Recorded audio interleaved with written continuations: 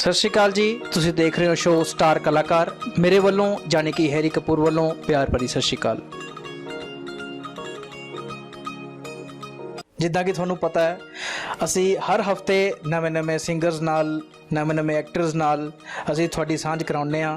ਅੱਜ ਅਸੀਂ ਇਹੋ ਜਿਹੇ ਕਲਾਕਾਰ ਨੂੰ ਲੈ ਕੇ ਆਏ ਹਾਂ ਜੋ ਕਿ ਪੰਜਾਬ ਦਾ ਇੱਕ ਇਹੋ ਜਿਹਾ ਨਾਂ ਹੈ ਜਿਹਨੇ ਕਿ ਆਪਣੀ ਗਾਇਕੀ ਨਾਲ ਪੰਜਾਬ ਨੂੰ ਬਹੁਤ ਹੀ ਵਧੀਆ ਤਰੀਕੇ ਨਾਲ ਅੱਗੇ ਲੈ ਕੇ ਗਏ ਨੇ। ਅੱਜ ਆਪਾਂ ਤੁਹਾਡੀ ਸਾਂਝ ਕਰਾਉਂਦੇ ਹਾਂ ਗੁਰਮੇਜਰ ਜੀ ਨਾਲ। ਆਓ ਆਪਾਂ ਗੱਲਬਾਤ ਕਰਦੇ ਹਾਂ। ਸਤਿ ਸ਼੍ਰੀ ਅਕਾਲ ਬਾਈ। ਸਤਿ ਸ਼੍ਰੀ ਅਕਾਲ ਜੀ। ਸਤਿ ਸ਼੍ਰੀ ਅਕਾਲ ਜੀ। ਤੇ ਆਪਾਂ ਅੱਜ ਸਾਰੀ ਗੱਲਬਾਤ ਕਰਾਂਗੇ ਕਿ ਤੁਸੀਂ ਕਿੱਥੋਂ ਸ਼ੁਰੂ ਕੀਤਾ ਤੇ ਅੱਜ ਕੱਲ ਤੁਸੀਂ ਕੀ ਕਰ ਰਹੇ ਹੋ, ਤੇ ਜਿਹੜਾ ਵਿਚਲਾ ਟਾਈਮ ਸੀਗਾ ਕਿ ਉਹ ਵੀ ਗੱਲਬਾਤ ਕਰਾਂਗੇ। ਉਹ ਵੀ ਪੁੱਛਾਂਗੇ ਕਿ ਤੁਸੀਂ ਕਿੱਥੇ ਗਾਇਬ ਰਹੇ ਹੋ, ਸਾਰੀ ਆਪਾਂ ਗੱਲਬਾਤ ਕਰਨੀ ਹੈ। ਤੇ ਤੁਸੀਂ ਪਹਿਲਾਂ ਇਹ ਦੱਸੋ ਕਿ ਗਾਇਕੀ ਦੀ ਜਿਹੜੀ ਸ਼ੁਰੂਆਤ ਹੈ ਉਹ ਕਿੱਥੋਂ ਹੋਈ? ਮੇਰੀ ਜਿਹੜੀ ਗਾਇਕੀ ਦੀ ਸ਼ੁਰੂਆਤ ਤਾਂ ਦੇਖੋ ਬਚਪਨ ਤੋਂ ਹੀ ਹੈ। ਸਕੂਲ ਲੈਵਲ ਤੋਂ ਕਹਿ ਸਕਦਾ ਮੈਂ। ਉਸ ਤੋਂ ਬਾਅਦ ਕਾਲਜ ਲੈਵਲ ਤੇ ਮੈਂ ਪਾਰਟਿਸਿਪੇਟ ਹੀ ਨਹੀਂ ਬਲਕਿ ਇੰਟਰਵਰਸਿਟੀ ਤੱਕ ਮੈਂ ਜਿਹੜੇ ਫੋਕ ਸੌਂਗ ਨੂੰ ਕੰਪੀਟੀਸ਼ਨ 'ਚ ਜਾਂਦਾ ਰਿਹਾ ਜੀ। ਯੂਨੀਵਰਸਿਟੀ ਲੈਵਲ ਤੇ ਜਦੋਂ ਮੈਂ ਗਿਆ ਉਦੋਂ ਮੈਂ ਫਿਰ ਇਹਨੂੰ ਪ੍ਰੋਫੈਸ਼ਨਲ ਦੇ ਤੌਰ ਤੇ ਅਪਣਾ ਲਿਆ ਸੀਗਾ ਜੀ। ਜਿਹੜੇ ਕਿ ਮੇਰੇ ਉਸਤਾਦ ਕੇਸਰਨਾਥ ਜੀ ਨਾਲ ਮੇਰੀ ਮੁਲਾਕਾਤ ਰਾਜਪੁਰੇ ਹੋਈ ਮੇਰੀ ਜਦੋਂ ਮੈਂ ਯੂਨੀਵਰਸਿਟੀ ਜਾਂਦਾ ਸੀਗਾ ਜੀ ਜੀ।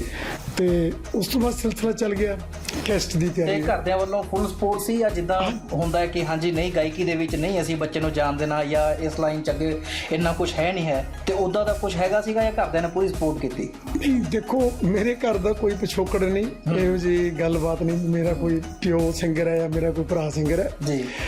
ਇੱਕ ਗੱਲ ਜ਼ਰੂਰ ਸੀਗੀ ਮੇਰੇ ਫਾਦਰ ਸਾਹਿਬ ਵੱਲੋਂ ਵੀ ਪਹਿਲਾ ਨੰਬਰ ਤਾਂ ਆਪਾਂ ਨੂੰ ਇਹ ਕਰਨਾ ਨਹੀਂ ਚਾਹੀਦਾ ਕੰਮ, ਪਰ ਜੇ ਤੂੰ ਕਰਨ ਲੱਗਿਆ ਤਾਂ ਇਹਨੂੰ ਵਧੀਆ ਤਰੀਕੇ ਨਾਲ ਕਰੀ, ਫਿਰ ਅਸੀਂ ਤੇਰੀ ਸਪੋਰਟ ਵੀ ਕਰਾਂਗੇ। ਮੈਂ ਉਸ ਗੱਲ ਨੂੰ ਹਮੇਸ਼ਾ ਆਪਣੀ ਜ਼ਿੰਦਗੀ 'ਚ ਤਾਰ ਬਣਾ ਰੱਖੇ ਜੀ। ਇਸ ਕਰਕੇ ਜਿੰਨਾ ਕੁ ਵੀ ਸਮਾਂ ਮੈਂ ਗਾਇਆ ਮੈਂ ਕੋਈ ਇਹੋ ਜਿਹੀ ਗੱਲ ਨਹੀਂ ਹੋਣ ਦਿੱਤੀ ਵੀ ਜਿਹਦੇ ਨਾਲ ਕੋਈ ਕਰਦੇ ਮੈਨੂੰ ਰੋਕਣ।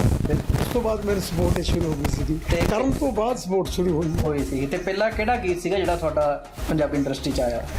ਮੇਰੇ ਸਭ ਤੋਂ ਪਹਿਲਾਂ 95 'ਚ ਆਇਆ ਸੀਗਾ ਝੂਟਾ ਦੇ ਜਾ ਮਿੱਤਰਾ। ਉਹ ਬਹੁਤ ਮਕਬੂਲ ਹੋਇਆ ਸੀਗਾ, ਬਹੁਤ ਪਸੰਦ ਕੀਤਾ। ਹਾਂਜੀ ਹਾਂਜੀ ਹਾਂਜੀ ਜੀ। ਤੇ ਪੈਰੀਟੋਨ ਕੰਪਨੀ ਜਿਹੜੀ ਅੱਜ ਕੱਲ੍ਹ ਵੀ ਪੈਰੀਟੋਨ ਮਿਊਜ਼ਿਕ ਦੇ ਨਾਂ ਤੇ ਚੱਲ ਰਹੀ ਹੈ ਜੀ, ਉਹਨਾਂ ਨੇ ਲਾਂਚ ਕੀਤਾ ਸੀਗਾ ਜੀ। ਹਾਂਜੀ। ਤੇ ਉਹਦੀਆਂ ਦੋ ਲਾਈਨਾਂ, ਦੋ ਬੋਲ ਥੋੜਾ ਜਿਹਾ ਦਰਸ਼ਕਾਂ ਨੂੰ ਜੇ ਤੁਸੀਂ ਸੁਣਾ ਸਕੋ। ਹਾਂਜੀ ਹਾਂਜੀ।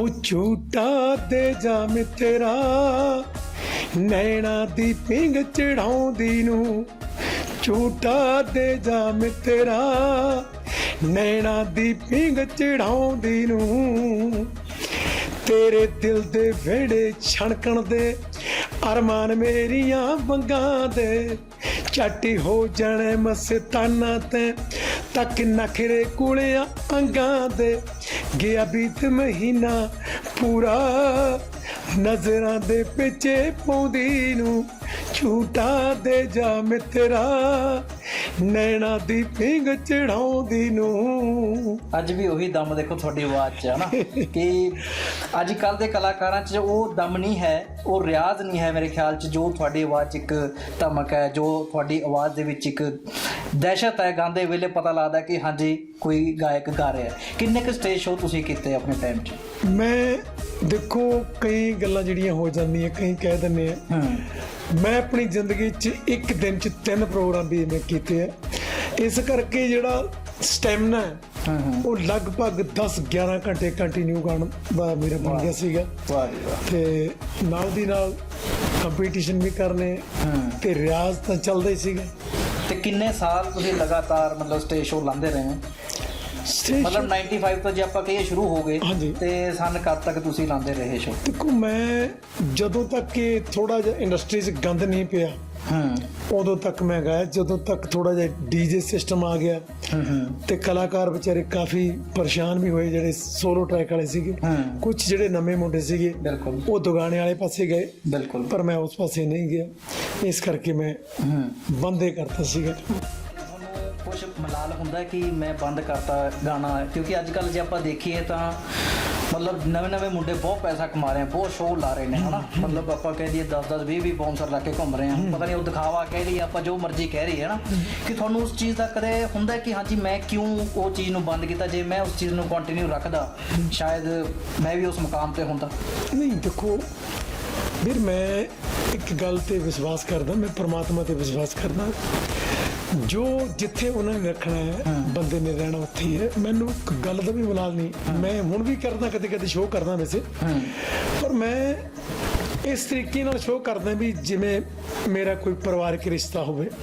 ਮੈਂ ਕਦੇ ਬਾਉਂਸਰ ਹੈ ਵਗੈਰਾ ਇਹੋ ਜਿਹੀ ਗੱਲਾਂ ਨੂੰ ਕਦੇ ਨਹੀਂ, ਮੈਂ ਭਾਵੇਂ ਕੁਝ ਵੀ ਹੋ ਜਾਵਾਂ ਨਾ ਹੋਵਾਂ, ਪਰ ਮੈਂ ਕਦੇ ਸ਼ੋਸ਼ੇਬਾਜ਼ੀ 'ਚ ਮੈਂ ਕਦੇ ਪਸੰਦ ਨਹੀਂ ਕਰਦਾ, ਨਾ ਮੈਨੂੰ ਇਹ ਚੰਗੀ ਲੱਗਦੀ। ਮਤਲਬ ਤੁਹਾਨੂੰ ਤੁਸੀਂ ਕਹਿ ਰਹੇ ਹੋ ਕਿ ਜਿਹੜੇ ਅੱਜ ਕੱਲ ਦੇ ਜਿਵੇਂ ਲੋਕ ਜੋ ਵੀ ਕਰ ਰਹੇ ਨੇ ਉਹ ਇੱਕ ਸ਼ੋਸ਼ਾਬਾਜ਼ੀ ਹੈ, ਜੇ ਆਪਾਂ ਇੱਕ ਗਾਇਕੀ ਨੂੰ ਕਹਿ ਲਈਏ। ਨਹੀਂ, ਮੈਂ ਉਹਨਾਂ ਦੀ ਗੱਲ ਨਹੀਂ ਕਰ ਰਿਹਾ, ਮੈਂ ਉਹਨਾਂ ਦਾ ਜੋ ਕੁਝ ਉਹ ਕਰ ਰਹੇ ਆ, ਹਰ ਇੱਕ ਬੰਦੇ ਦਾ ਆਪਣਾ ਆਪਣਾ ਟ੍ਰੈਂਡ ਹੁੰਦਾ ਹੈ ਨਾ। ਮੈਂ ਆਪਣੇ ਆਪ ਦੀ ਫੀਲਿੰਗ ਨੂੰ ਸਮਝ ਰਿਹਾ, ਉਹ ਜੋ ਕਰ ਰਹੇ ਮੈਂ ਉਹਨਾਂ ਤੇ ਕੋਈ ਕਿੰਤੂ ਨਹੀਂ, ਜੇ ਆਪਾਂ ਚਲੋ ਉਹਨਾਂ ਦੀ ਗੱਲ ਵੀ ਕਰਦੇ ਹਾਂ ਹਨਾ, ਤੇ ਤੁਹਾਡੇ ਹਿਸਾਬ ਨਾਲ ਕਿਉਂਕਿ ਤੁਸੀਂ ਇੱਕ ਮਤਲਬ ਪੰਜਾਬੀ ਇੰਡਸਟਰੀ ਦੇ ਬਹੁਤ ਹੀ ਵਧੀਆ ਇੱਕ ਲੈਵਲ ਤੇ ਰਹੇ ਹੋ, ਬਹੁਤ ਹੀ ਵਧੀਆ ਸਟੇਜ ਸ਼ੋਅ ਵੀ ਲਾਏ ਨੇ, ਵਧੀਆ ਵਧੀਆ ਸਿੰਗਰਸ ਨਾਲ ਤੁਸੀਂ ਰਾਬਤਾ ਰਹੇ ਆ ਤੁਹਾਡਾ, ਤੇ ਤੁਹਾਨੂੰ ਕੀ ਲੱਗਦਾ ਜੋ ਅੱਜ ਕੱਲ ਦਾ ਮਾਹੌਲ ਚੱਲ ਰਿਹਾ ਹੈ ਕੀ ਮਤਲਬ ਉਹ ਠੀਕ ਹੈ ਜਾਂ ਮਤਲਬ ਸਾਡੀ ਇੰਡਸਟਰੀ ਲਈ ਉਹ ਖਰਾਬ ਮਾਹੌਲ ਹੈ ਕਿ ਅੱਗੇ ਜਾ ਕੇ ਯੂਥ ਹੋਰ ਖਰਾਬ ਹੋਊਗਾ ਜਿੱਦਾਂ ਦੇ ਗਾਣੇ ਚੱਲ ਰਹੇ ਨੇ ਜਾਂ ਜਿੱਦਾਂ ਦਾ ਮਾਹੌਲ ਜੋ ਵੀ ਬਣ ਰਿਹਾ ਹੈ, ਤੇ ਤੁਹਾਨੂੰ ਕੀ ਲੱਗਦਾ ਉਸ ਬਾਰੇ?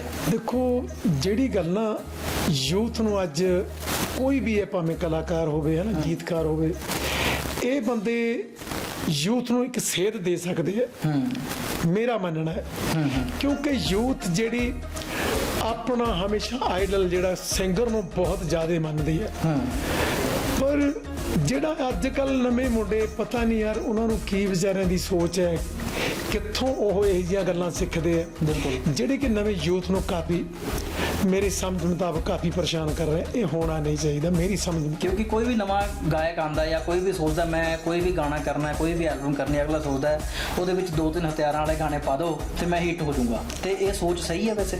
ਨਹੀਂ ਵੀਰ ਜੀ, ਦੇਖੋ ਗੱਲ ਇਸ ਤਰ੍ਹਾਂ, ਆਪਣਾ ਜਿਹੜਾ ਪੰਜਾਬੀ ਕਲਚਰ ਹੈ, ਪੰਜਾਬੀ ਸੱਭਿਆਚਾਰ ਹੈ, ਬਹੁਤ ਮਹਾਨ ਵਿਰਸਾ ਇਹਦਾ, ਸਾਨੂੰ ਇਸ ਦੇ ਦਾਇਰੇ 'ਚ ਰਹਿ ਕੇ ਹੀ ਜਿੰਨਾ ਕੁਛ, ਕਿਉਂਕਿ ਕੋਈ ਕਲਾਕਾਰ ਹੁੰਦਾ ਜਦੋਂ ਭਾਵੇਂ ਉਹ ਕਿਸੇ ਤਰੀਕੇ ਵੀ ਅੱਗੇ ਆ ਗਿਆ, ਬਿਲਕੁਲ ਕਿਸੇ ਤਰੀਕੇ ਭਾਵੇਂ ਅੱਗੇ ਆਉਣ ਦੀ ਕੋਸ਼ਿਸ਼ ਕਰ ਰਿਹਾ, ਪਰ ਉਹਦਾ ਜਿਹੜਾ ਸਿਸਟਮ ਕਹਿ ਲਓ, ਉਹਦੀ ਸੋਚ ਹੈ, ਆਪਣੇ ਸੱਭਿਆਚਾਰ ਨੂੰ ਹਮੇਸ਼ਾ ਯਾਦ ਰੱਖ ਕੇ ਹੀ ਅੱਗੇ ਆਉਣ ਦੀ ਕੋਸ਼ਿਸ਼ ਕਰਨੀ ਚਾਹੀਦੀ ਹੈ।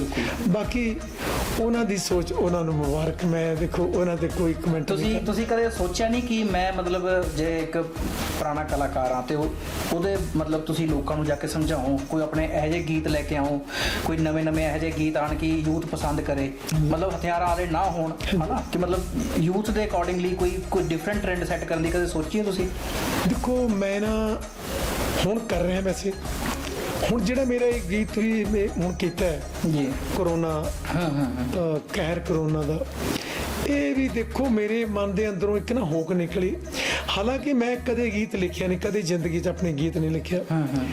ਇੱਕ ਦਿਨ ਬੈਠੇ ਬੈਠੇ ਅਸੀਂ ਸੋਚ ਰਹੇ ਸੀਗੇ, ਦੇਖੋ ਮੇਰੇ ਪਿੰਡ ਤੋਂ ਮੇਰੇ ਛੋਟੇ ਭਰਾ ਹੈਗੇ, ਸੰਦੀਪ ਹੈਗੇ ਮੌਜੂਦ ਕ੍ਰੀਏਸ਼ਨ ਤੋਂ, ਜਿਹੜੇ ਪ੍ਰਵੀਨ ਉਹਨੇ, ਉੱਥੇ ਸੋਚ ਗੱਲ ਕਰਦੇ ਕਰਦੇ ਅਸੀਂ ਕਿਸੇ ਪਿੰਡ ਬਾਰੇ ਇਸ ਗੱਲ ਕਰ ਰਹੇ ਸੀ, ਉੱਥੋਂ ਮੇਰੇ ਮਨ 'ਚ ਇਹ ਗੱਲ ਆਈ ਵੀ ਯਾਰ ਕਿਉਂ ਨਾ ਇਹ ਤੇ ਗੀਤ ਲਿਖਿਆ ਜਾਏ। ਬਿਲਕੁਲ, ਉਹ ਗੀਤ ਲਿਖਿਆ ਗਿਆ, ਲਿਖਣ ਤੋਂ ਬਾਅਦ ਉਹ ਮਿਊਜ਼ਿਕ ਤਿਆਰ ਹੋ ਗਿਆ, ਉਹ ਤੋਂ ਬਾਅਦ ਅੱਜ ਕੱਲ ਉਹ ਮਾਰਕੀਟ 'ਚ ਅਸੀਂ ਦਿੱਤਾ ਹੋਇਆ, ਬਹੁਤ ਸੋਹਣਾ। ਉਹਦੀਆਂ 2 ਲਾਈਨਾਂ ਵੀ ਸੁਣਾ ਦਿਓ ਕਿਉਂਕਿ ਕਰੋਨਾ ਦਾ ਮਾਹੌਲ ਚੱਲ ਰਿਹਾ। ਹਾਂਜੀ ਹਾਂਜੀ।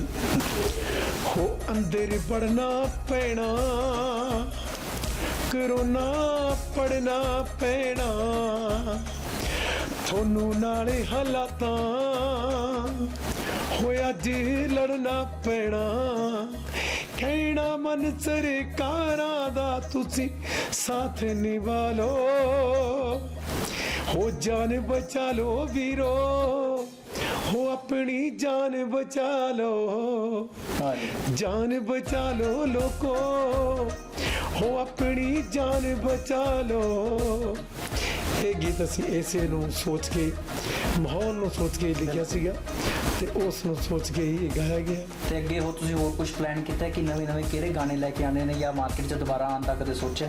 ਹਾਂ, ਸਾਡੇ ਜਿਹੜੀ ਮੇਰੀ ਆਪਣੀ ਕੋਸ਼ਿਸ਼ ਹੈ, ਮੈਂ ਦੇਖੋ ਮੇਰੀ ਜਿਹੜੀ ਸੋਚ ਹੈ, ਮੇਰੇ ਛੋਟੇ ਵੀਰ ਹੈ, ਸੰਦੀਪ ਹੈ, ਪ੍ਰਵੀਨ ਹੈ, ਬਹੁਤ ਹੀ ਸਿਆਣੇ ਮੁੰਡੇ ਮੇਰੀ ਮਦਦ ਕਰਦੇ ਇਸ ਲਾਈਨ 'ਚ। ਅਸੀਂ ਆਪਣੇ ਪੂਰਾ ਜਿਹੜਾ ਐਕਟੀਵਿਟੀ ਨਾਲ ਆਪਣੇ ਸਮਝ ਨਾਲ ਜੋ ਕੁਝ ਸਮਾਜ ਨੂੰ ਅਸੀਂ ਚੰਗਾ ਦੇ ਸਕਾਂਗੇ ਉਹ ਮੇਰੀ ਕੋਸ਼ਿਸ਼ ਹੋਊਗੀ। ਭਾਵੇਂ ਯੂਥ ਨੂੰ ਸੇਧ ਦੇਣ ਵਾਸਤੇ, ਸਮਾਜ ਨੂੰ ਸੇਧ ਦੇਣ ਵਾਸਤੇ, ਆਪਣੀਆਂ ਧੀਆਂ ਭੈਣਾਂ ਨੂੰ ਕੁਝ ਸੇਧ ਦੇਣ ਵਾਸਤੇ ਬਿਲਕੁਲ। ਮੈਂ ਜ਼ਰੂਰ ਕੁਝ ਨਾ ਕੁਝ ਹੁਣ ਕਰੂੰਗਾ। ਤੁਹਾਨੂੰ ਲੱਗਦਾ ਕਿ ਚੰਗੇ ਗੀਤ ਜੇ ਮਾਰਕੀਟ 'ਚ ਆਉਣ ਤੇ ਜਿਹੜਾ ਯੂਥ ਹੈ ਉਹਦੀ ਜਿਹੜੀ ਸੋਚ ਹੈ ਉਹ ਬਦਲੀ ਜਾ ਸਕਦੀ ਹੈ? ਦੇਖੋ ਮੈਂ ਕਹਿੰਦਾ ਤੁਸੀਂ ਚੰਗੇ ਸਿੰਗਰ, ਮੈਂ ਕਈ ਸਿੰਗਰਾਂ ਦਾ ਨਾਮ ਲੈ ਸਕਦਾ। ਮੇਰੇ ਦੇਖੋ ਗੁਰਦਾਸ ਮਾਨ ਹੋ ਰਹੇ, ਹੰਸ ਭਾਜੀ ਹੋਣੇ ਹੋ ਗਏ, ਉਹਨਾਂ ਨੇ ਜਦੋਂ ਗਾਇਆ ਉਦੋਂ ਲੋਕਾਂ ਨੇ ਉਹਨੂੰ ਲਾਈਕ ਕੀਤਾ। ਅੱਜ ਵੀ ਜੋ ਕੁਝ ਗਾਣੇ ਆ ਅੱਜ ਵੀ ਲੋਕ ਲਾਈਕ ਕਰਦੇ ਆ। ਜੇ ਸਾਡੇ ਜਿਹੜੇ ਨੌਜਵਾਨ ਕਹਿ ਲਓ ਜਾਂ ਸਾਡੇ ਜਿਹੜੇ ਕੋਈ ਵੀ ਸਿੰਗਰ ਹੈ, ਜੇ ਗੱਲ ਨੂੰ ਸੋਚ ਲੈਣ ਵੀ ਆਪਾਂ ਯੂਥ ਵਾਸਤੇ ਕੁਝ ਕਰਨਾ ਹੈ ਜਾਂ ਸਮਾਜ ਲਈ ਕੁਝ ਕਰਨਾ ਹੈ ਤਾਂ ਇਹ ਬਹੁਤ ਵੱਡਾ ਰੋਲ ਅਦਾ ਕਰ ਸਕਦੇ ਆ, ਮੇਰਾ ਇਹ ਮੰਨਣਾ ਹੈ।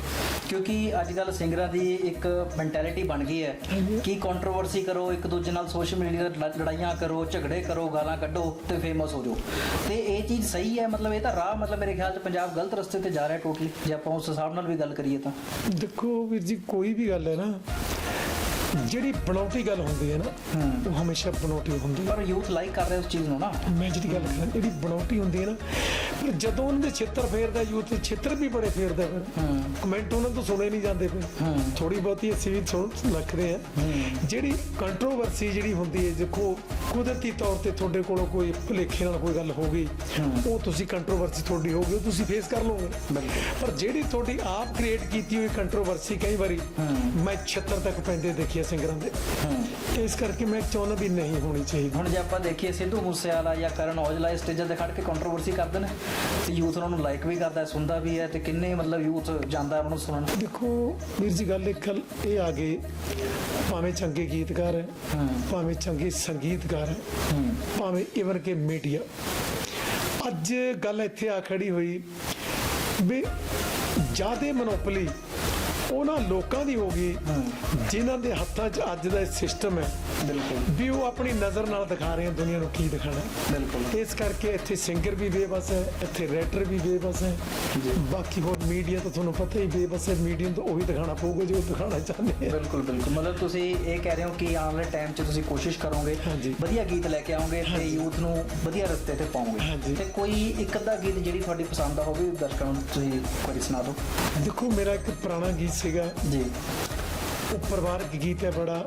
ਉਹ ਇਸ ਤਰ੍ਹਾਂ ਦਾ ਜੀ ਵੀ ਜਿਵੇਂ ਘਰ ਵਾਲਾ ਆਪਣੇ ਘਰ ਵਾਲੇ ਨੂੰ, ਦੇਖੋ ਇਹ ਤਾਂ ਆਪਣੇ ਪਰਿਵਾਰ 'ਚ, ਭਾਵੇਂ ਆਪਾਂ ਪਰਿਵਾਰ 'ਚ ਬਹਿ ਕੇ ਵੀ ਗਾ ਸਕਦੇ ਹਾਂ ਨਾ। ਜੀ ਜੀ। ਉਹ ਗੀਤ ਹੈ ਮੇਰਾ, ਮਿਸ਼ਰੀ ਦੀ ਡਲੀਏ, ਕਦੇ ਤਾਂ ਹੱਸ ਕੇ ਬੋਲਨੀ ਮਿਸ਼ਰੀ ਦੀ ਡਲੀਏ। ਹੋ ਐਵੇਂ ਗੁੱਸਾ ਖਾ ਜਾਨੀਏ, ਹਰ ਗੱਲ ਦਿਲ ਤੇ ਲਾ ਜਾਨੀਏ, ਮੱਥੇ ਤੇ ਵੱਟ ਪਾ ਜਾਨੀਏ, ਇਉਂ ਨਾ ਜਿੰਦੜੀ ਰੋਲਨੀ ਮਿਸ਼ਰੀ ਦੀ ਡਲੀਏ, ਕਦੇ ਤਾਂ ਹੱਸ ਕੇ ਬੋਲਨੀ ਮਿਸ਼ਰੀ ਦੀ ਡਲੀਏ, ਕਦੇ ਤਾਂ ਹੱਸ ਕੇ ਬੋਲਨੀ। ਸਾਡੇ ਜਿਹੜੇ ਗੀਤ ਹੋਣਗੇ ਮਤਲਬ ਇਹੋ ਜਿਹੇ ਦਾਇਰੇ 'ਚ ਹੋਣਗੇ, ਜੇ ਪਰਿਵਾਰ ਤੱਕ ਵੀ ਜਾਵਾਂਗੇ ਅਸੀਂ ਆਪਣੇ ਰਿਸ਼ਤਿਆਂ ਨੂੰ, ਉੱਥੇ ਤੱਕ ਮੇਰੀ ਰੱਖਣ ਦੀ ਕੋਸ਼ਿਸ਼ ਹੋਊਗੀ ਵੀ ਜਿਹੜਾ ਮੇਰੇ ਪਰਿਵਾਰ ਦੇ ਵਿੱਚ ਮੇਰੇ ਬੱਚੇ, ਮੇਰੀਆਂ ਧੀਆਂ, ਮੇਰੀਆਂ ਭੈਣਾਂ ਬੈਠ ਕੇ ਗੀਤ ਨੂੰ ਸੁਣ ਸਕਣ ਤੇ ਦੇਖ ਸਕਣ। ਬਿਲਕੁਲ। ਮਤਲਬ ਹੁਣ ਅਸੀਂ ਇਹ ਸੋਚ ਕੇ ਚੱਲੀਏ ਕਿ ਗੁਰਬਚਨ ਸਾਹਿਬ ਵਧੀਆ ਗੀਤ ਲੈ ਕੇ ਆਉਣਗੇ ਤੇ ਕੋਸ਼ਿਸ਼ ਕਰਨਗੇ ਕਿ ਜੇ ਪੰਜਾਬ ਦਾ ਯੂਥ ਹੈ ਉਹ ਵਧੀਆ ਰਸਤੇ ਤੇ ਜਾਵੇ, ਵਧੀਆ ਗੀਤ ਸੁਣੇ ਤੇ ਵਧੀਆ ਗਾਇਕੀ ਤੁਸੀਂ ਉਹਨਾਂ ਨੂੰ ਕਰਕੇ ਦਿਓ। ਲਓ ਜੀ, ਸਾਡੇ ਨਾਲ ਸੀਗੇ ਗੁਰਬਚਨ ਜੀ। ਤੁਸੀਂ ਉਹਨਾਂ ਦੇ ਗੀਤ ਸੁਣਦੇ ਰਹੋ, ਪਸੰਦ ਕਰਦੇ ਰਹੋ ਤੇ ਆਉਣ ਵਾਲੇ ਗੀਤਾਂ ਨੂੰ ਪਿਆਰ ਦਿੰਦੇ ਰਹੋ।